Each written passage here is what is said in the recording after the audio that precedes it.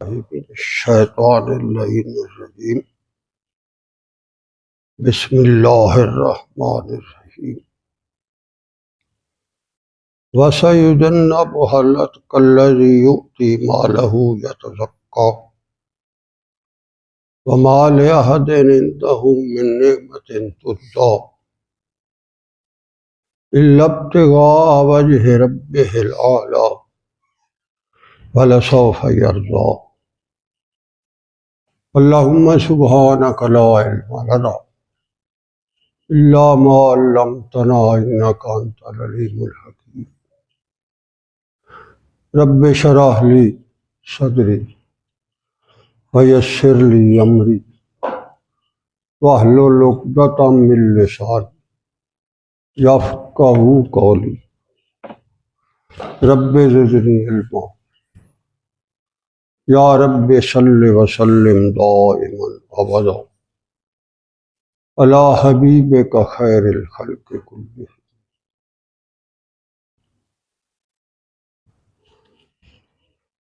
واجب الاحترام معزز حاضرین و ناظرین کرام، اللہ کا پاک کلام انسانیت کے لیے اس کائنات میں سب سے عظیم ترین پیغام ہے۔ اس میں اللہ تبارک و تعالیٰ کی رضا کا انعام ہے۔ اس میں آپ صلی اللہ تعالیٰ علیہ وآلہ وسلم کی نبوت کا فیضان ہے۔ اس میں جبرائیل امین کی 23 سالوں پر محیط 24,000 دفعہ اڑان ہے۔ سدرۃ المنتہا سے لے کر کلب اطہر محمد الرسول اللہ تک ملائکہ کے لشکروں میں وہ آیا ہے، اور اس نے آپ صلی اللہ علیہ وآلہ وسلم کے کلب مقدس پر اللہ کا یہ انعام نچھاور فرمایا ہے۔ اور سب سے بڑھ کر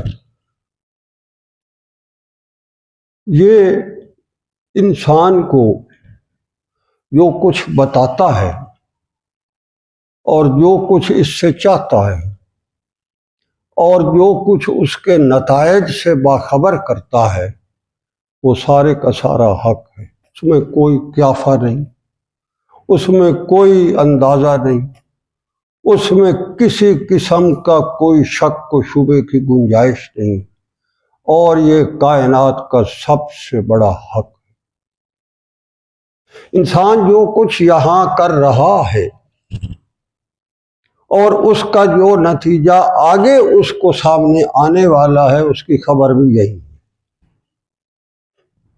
کوئی چیز ڈھکی چھپی نہیں، کتاب مبین قرآن بتاتا، کھلی بالکل آپ کو ہر چیز، ہر حرکت، ہر قول، ہر فعل، آپ کی زندگی کا ہر سانس اور اس کی دل کی ہر دھڑکن، اس کا نتیجہ جو مرتب ہو رہا ہے وہ قرآن یہی نشر کر دیتا۔ اس نے نیک اور صلحاء کے تذکرے بھی فرمائے ہیں، اور فساق و فجار کو بھی انہوں نے خوب ان کی نشانیاں بھی بتائی۔ جس کو اس نے جو سند یہاں دے دی ہے نیکی کی یا برائی کی، وہ سند حق ہے۔ اس پر ایمان لانا بنیادی ایمانی تقاضوں میں سے ہے۔ یہ ایمان بالقرآن کا ایک بنیادی جز ہے۔ اگر کوئی اس میں ریب کر رہا ہے تو اس کا ایمان بالقرآن یا ایمان بالرسالت قطعاً قابل قبول ہے۔ اللہ تبارک و تعالیٰ کی شان عجیب یہ ہے کہ اس نے جب نیکوں کا تذکرہ کیا ہے تو اس میں ایک ذات کی نیکی کا ایسا منفرد انداز اپنایا ہے جیسا انداز اس نے اور کسی بھی امت کے نبی کی بارے میں، کسی کے بارے میں وہ الفاظ، وہ انداز قرآن نے نہیں اپنایا۔ سابقہ امتوں کے نیکوں کے بھی اللہ نے تذکرے فرمائے، مگر جو تذکرہ اس نے آپ صلی اللہ علیہ وآلہ وسلم کی امت کی ایک ہستی کا فرمایا ہے، اس جیسا تذکرہ اس نے اور کسی کا نہیں۔ یہ جو آیات مبارکہ سورۃ اللیل کی میں نے آپ کے سامنے تلاوت کی ہے، یہ مکی سورت ہے، اور اس کی یہ آیات مبارکہ مفسرین کا اجماع ہے کہ یہ ابو بکر صدیق رضی اللہ تعالیٰ عنہ کی شان۔ انہوں نے قرآن کریم نے متقین کا تو تذکرہ بہت کیا ہے، متقین کون ہوں گے، کیا ہوں گے، مگر انہوں نے جب حضرت ابو بکر صدیق رضی اللہ تعالی عنہ کا تذکرہ کیا تو انہیں متقی نہیں کہا، انہیں اتقا کہا۔ یعنی اس روئے زمین پر انبیاء کے بعد دنیا کی ساری قوموں کی امتیں اگر امت محمدیہ سمیت اکٹھی کی جائیں تو جہاں ان کے تقوی کے مینار کا آخر ہوگا وہاں ابو بکر صدیق رضی اللہ عنہ کا اتقا شروع ہوگا۔ اس نے متقی نہیں کہا، اتقا،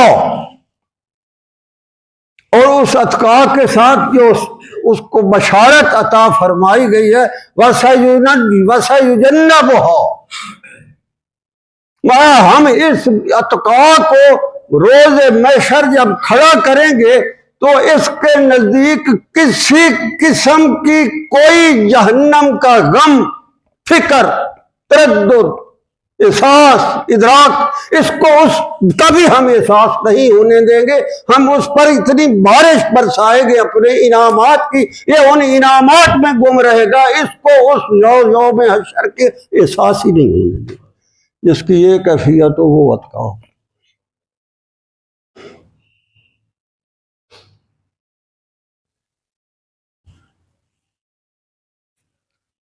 اس ہستی کے قرآن کریم کے تذکرے اگر آپ سنیں بڑے عجیب آئے، خاص طور پر آپ صلی اللہ علیہ وآلہ وسلم اپنے حجرہ مبارک میں موجود تھے۔ عائشہ صدیقہ رضی اللہ عنہا راوی فرماتی ہیں کہ چاند اور ستارے آسمان پہ بھرے ہوئے تھے۔ میں نے آپ صلی اللہ علیہ وسلم سے عرض کی، کیا آپ کی امت میں کوئی ایسا آدمی بھی ہے جس کی نیکیاں اس طرح چمک رہی ہوں جیسے اس وقت آسمان پر چاند اور ستارے چمک رہے ہیں؟ تو آپ صلی اللہ علیہ وسلم نے فرمایا ہے۔ تو میں نے عرض کی وہ کون ہے؟ فرمایا عمر ابن خطاب رضی اللہ۔ تو فرماتی ہے میں نے عرض کی کہ یہ میرے والد گرامی جو ہیں ان کا مقام سے بھی ان کا مقام بڑھ گیا۔ تو ارشاد فرمایا تمہارے والد گرامی کی وہ نیکیاں جو اس نے میرے ساتھ غار ثور میں 3 راتیں اور 2 دن گزارے تھے، وہ نیکیاں ان سے بھی زیادہ ہیں، باقی تو باقی رہ گئے۔ وہ نیکیاں تو اس سے بھی زیادہ ہیں، یہ تو 3 دن کی بات ہے۔ عجیب معاملہ تھا۔ آپ صلی اللہ علیہ وآلہ وسلم کی طرف انہیں غار ثور کے سفر میں نگاہ کی تو دیکھا آپ کے پاؤں مبارک میں کنکر چھپ چھپ کر آپ کو چلنے میں دقت ہو رہی ہے۔ ادھر سے غار ثور کا سلسلہ بھی شروع ہو گیا ہے، اب پہاڑ کی چڑھائی ہے، آپ صلی اللہ علیہ وسلم چلنے میں تکلیف محسوس کر رہے ہیں۔ آپ صلی اللہ علیہ وسلم کے سامنے جھکے اور عرض کیا رسول اللہ آپ میرے کندھے پر تشریف رکھیں۔ آپ صلی اللہ علیہ وسلم کو جب انہوں نے اٹھایا تو وہ راستہ نہیں ہے جہاں سے اب غار ثور پر ہم جاتے، وہ راستہ پیچھے سے ہے، اور وہ اب بھی اتنا مشکل راستہ ہے، آپ اس کو جا کر دیکھیں، وہاں 2 قدم اٹھانے کو دل نہیں کرتا کیونکہ نیچے نوکیلے پتھر ہے۔ تو روایات ہے کہ حضرت ابوبکر صدیق رضی اللہ عنہ نے وہ پہاڑ کے نیچے سے جو اٹھایا ہے آپ صلی اللہ علیہ وسلم کو اپنے کندھا مبارک پر، غار ثور کے دہانے پر لا بٹھایا، درمیان میں رکے نہیں۔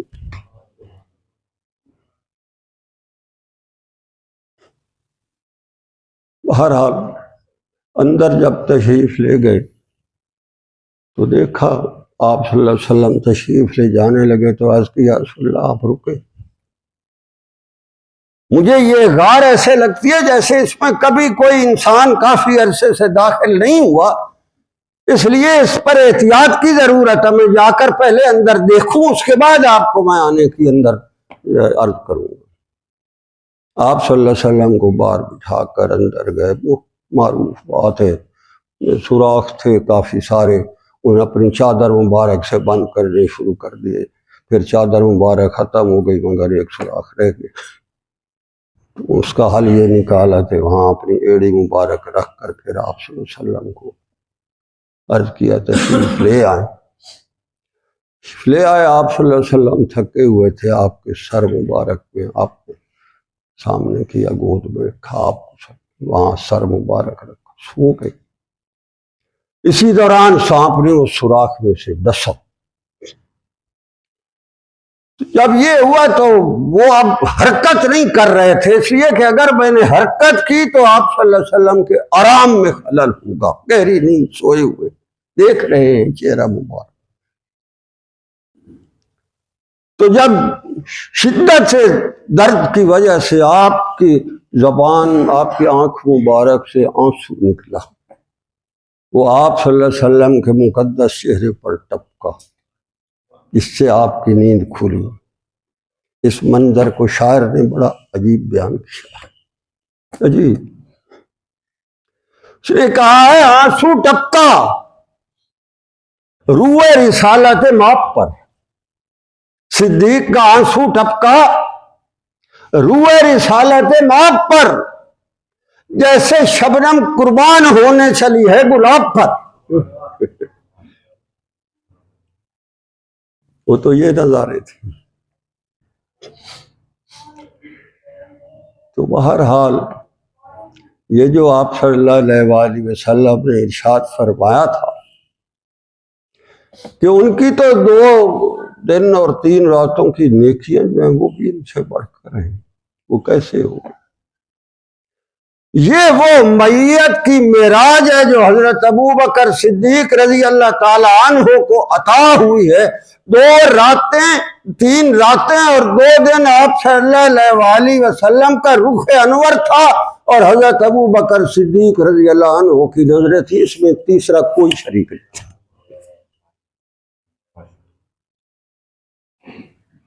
اللہ فرماتا ہے آپ دونوں تو تھے، ان اللہ معنا، تیسرا میں بھی تو اوپر تھا، میں تو بھی یہ نظارہ زمین پہ دیکھ رہا تھا کیا ہو رہا۔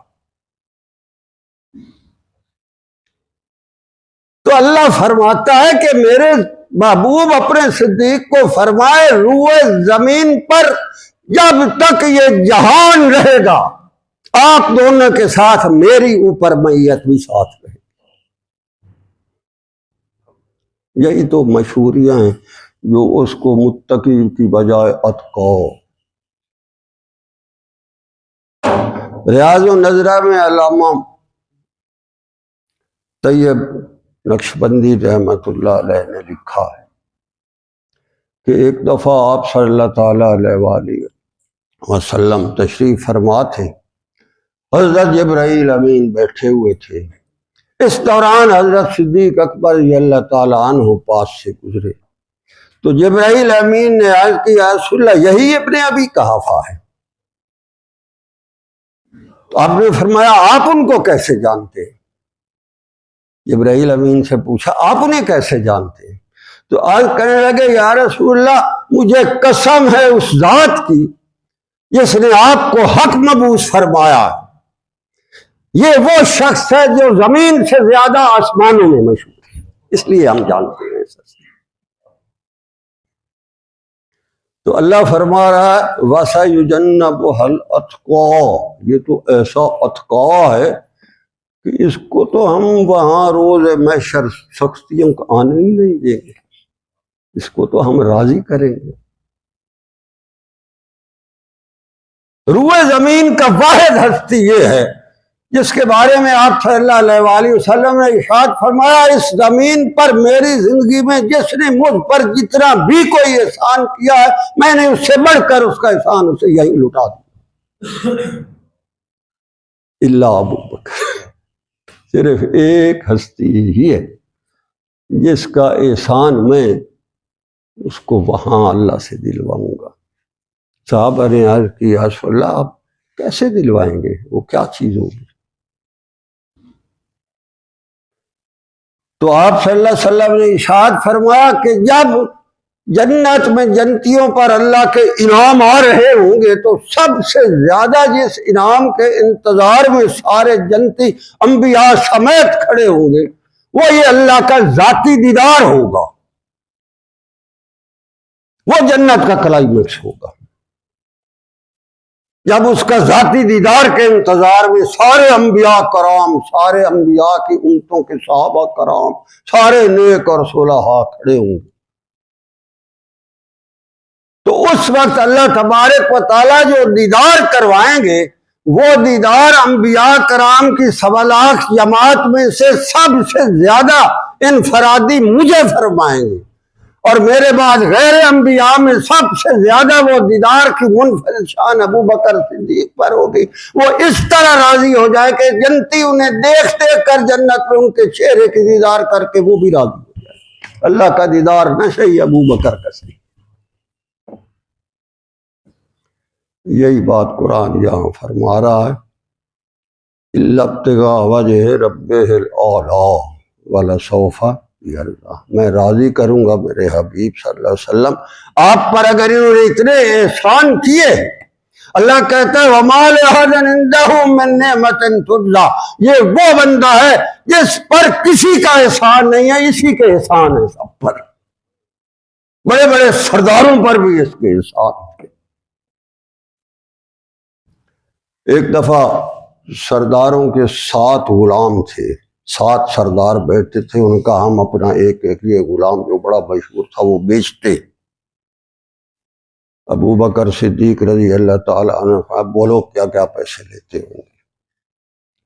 وہ سردار تھے، انہوں نے لینے بھی اپنے معیار کے مطابق تھے۔ جو سب سے زیادہ انہوں نے مول ڈالا امیہ بن خلف نے، وہ حضرت بلال رضی اللہ عنہ کا ڈالا۔ انہوں نے کہا میں آپ سے پیسے نہیں لیتا، مجھے آپ کا وہ غلام فستاس چاہیے جس کے بارے میں شہرت ہے کہ آپ کا سارا کاروبار وہی سنبھالتا ہے اور اس کی وجہ سے آپ اتنے امیر کبیر آدمی ہیں، مجھے وہ چاہیے۔ اور اس کے بدلے میں جو بات اگر آپ کہتے ہیں بھئی یہ ٹھیک ہے تو 100 ریال 100 دینار جو ہے اس کا مجھے بیانہ چاہیے کہ بات پکی ہے، آپ کہیں پھر تو نہیں جائیں گے۔ آپ نے 100 دینار بھی دے دیا اور فستاس بھی دے دیا۔ لوگوں نے کہا ابو بکر یہ کیا کیا آپ، اتنا بڑا آپ کا جو پورے اس علاقے میں مشہور تھا جس پر آپ کا کاروبار، آپ نے یہ دے دیا۔ اس نے فرمایا اگر اس کے بدلے میں امیہ بن خلف مجھ سے یمن کی سلطنت کا مطالبہ کرتا تو میں وہ بھی خرید کے دے دیتا، بلال لے لے۔ اللہ کہہ رہا ہے وَمَا لِأَحَدٍ عِندَهُ مِن نِعْمَةٍ تُجْزَىٰ، اس پر کسی کا احسان نہیں ہے، سارے احسان اسی کے ہیں۔ سرداروں پر اس کے بڑے احسان تھے۔ معروف واقعہ عروہ بن مسعود ثقفی جو طائف کا بہت بڑا سردار تھا، جو صلح حدیبیہ کے وقت ابی سفیان کا بہنوئی تھا، اس کی ہمشیرہ عروہ کا خاوند تھا، اس کو انہیں بلایا تھا، بھئی ہمارے مذاکرات بڑے اہم ہو رہے ہیں، آپ بھی اس میں آئے، مشورہ دیں۔ یہ آیا اور یہ وہاں گیا صلح حدیبیہ کے وقت، آپ صلی اللہ علیہ وسلم کی محفل میں بیٹھا تھا، تو وہاں یہ بات پر ماحول کو ٹھنڈا کرنے کے لیے، جو اس دور میں کسی سے محبت کے اظہار کے لیے کسی کی داڑھی کو ہاتھ لگاتے ہیں، یہ آپ صلی اللہ علیہ وسلم کی داڑھی مبارک کو اس نے ایک دفعہ ہاتھ لگایا، دوسری دفعہ جب اس نے لگایا تو اس کے اپنے بھتیجے نے مغیرہ بن شعبہ نے اپنی جو تلوار کا اس کے اوپر مارا، اس کو بٹ، اس نے کہا پیچھے کر پلیت ہاتھ، تو ہاتھ لگاتا ہے آپ صلی اللہ علیہ وسلم کی ریش مبارک، دیکھو اس نے کہا تو میرا بھتیجا ہے اور تو یہ کرتا ہے۔ اس پر ابو بکر صدیق رضی اللہ تعالیٰ عنہ نے ڈانٹا اس کو، عروہ بن مسعود ثقفی۔ اس نے کہا میں اس وقت آپ کی ڈانٹ کا جواب دیتا اگر آپ کا مجھ پر وہ احسان نہ ہوتا جو ایک دفعہ آپ نے کیا تھا میری جگہ پر، آپ نے اس کا قصاص بھر دیا تھا۔ میں کہا چلو اتنے فیاض تھے آپ کا وہ احسان نہ ہوتا تو میں جواب دیتا۔ اس پر علماء فرماتے ہیں ابو بکر صدیق واحد انسان ہے جس پر بڑے بڑے قبائلی سرداروں پر بھی احسان ہوتے، اس لیے اللہ کہتا ہے اس پر کسی کا کوئی احسان نہیں ہے، سارے احسان اسی کے۔ ابتغاء وجہ ربہ الاعلیٰ، صرف میری طرف وجہ سے احسان کرتا تھا، وجہ ربہ الاعلیٰ، اس کے سامنے میرا چہرہ ہوتا تھا جس کی وجہ سے یہ احسان کرتا تھا۔ اس لیے علماء نے بالاتفاق فرمایا کہ جس طرح انبیاء کرام میں آپ صلی اللہ علیہ وآلہ وسلم کی شان مطہر و مقدس کو سب سے افضل ماننا ایمان کا حصہ ہے، غیر انبیاء میں ابو بکر صدیق رضی اللہ تعالیٰ عنہ کو بھی ساری انسانیت میں افضل ماننا ہے ایمان کا بنیادی جو یہ قرآن کی نصوص اور احادیث متواترہ سے ثابت۔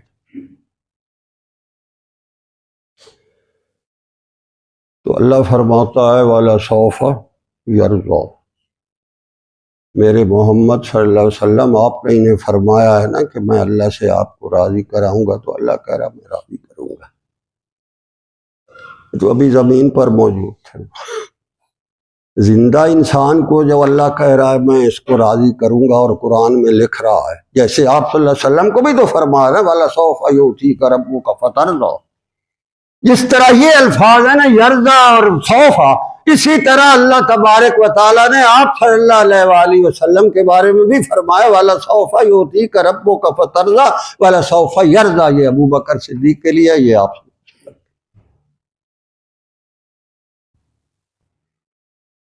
تو صحابہ نے عرض کیا رسول اللہ آپ جو اللہ سے کیسے انہیں راضی کروائیں گے، اللہ تو بتائیں حدیث شریف۔ تو آپ صلی اللہ علیہ وسلم نے ارشاد فرمایا جو سب سے زیادہ اللہ کی رضا ہوگی وہ کیا ہوگی کہ جب اس کا دیدار ہوگا، جس کو سب سے زیادہ دیدار ہوگا اس پر گویا اللہ سب سے زیادہ راضی۔ تو جب ابو بکر صدیق رضی اللہ عنہ کی اور میری باری آئے گی تو اللہ تبارک و تعالیٰ اپنے ذاتی نور سے ہمیں اس قدر راضی کرے گا کہ عبدالآباد تک عالم خلد میں جنت میں جہاں جہاں بھی ہم کہیں چلیں گے دنیا ہمیں دیکھ کر پہچان جائے گی یہ وہ بندے ہیں جن پر اللہ سب سے زیادہ راضی، چہرہ دیکھ کر لوگ پہچان۔ تو اللہ کہتا ہے میں راضی کروں آپ فکر نہ کریں۔ وَمَا لِأَحَدٍ عِندَهُ مِن نِعْمَةٍ تُجْزَىٰ إِلَّا ابْتِغَاءَ وَجْهِ رَبِّهِ الْأَعْلَىٰ۔ ابو بکر صدیق رضی اللہ تعالی عنہ نے جب تک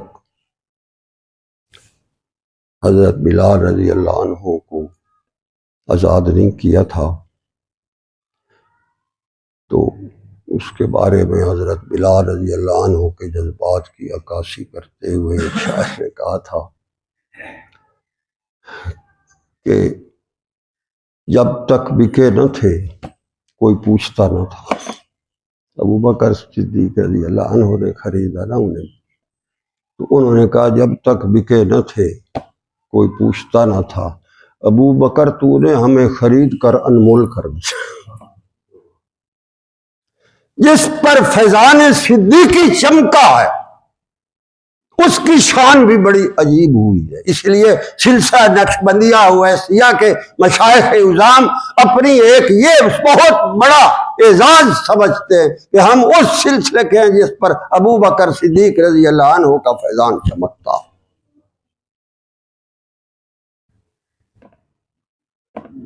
22 جمادی الثانی، آج سے 5 دن پہلے، آج 27 ہے، اور 13 ہجری کو ابو بکر صدیق رضی اللہ عنہ اس جہان سے تشریف لے گئے تو ارشاد فرمایا کہ مجھے تیار کر کے جنازہ پڑھ کے تو آپ صلی اللہ علیہ وسلم کے حجرہ مبارک کے دروازے کے باہر رکھنا اور میری طرف سے عرض کرنا کہ ابو بکر حاضر ہے۔ اگر وہاں سے اجازت آ جائے تو اندر لے جانا، نہیں تو جنت البقیع میں کر۔ صحابہ نے آپ کو اس پر حضرت تفسیر کبیر میں حضرت امام فخر الدین رازی نے بہت زبردست بحث کیا، بڑے بڑے عقائد کے انہوں نے یہاں جو سماعت بالقبر کے منکر ہیں، جو حیات فی برزخیہ کے منکر ہیں، جو کلام بالارواح کے منکر ہیں، ان کے ٹھیک لتے لیے ہیں کہ یہ جو جس پر صحابہ اتنے راوی ہیں جن نے سنا ہے، اس کا مطلب ہے ان کا عقیدہ بھی یہی تھا، تو انہوں نے اس پر عمل کیا۔ ابو بکر صدیق رضی اللہ عنہ کو پتہ تھا تو انہوں نے یہ کہا ایسے کرتا،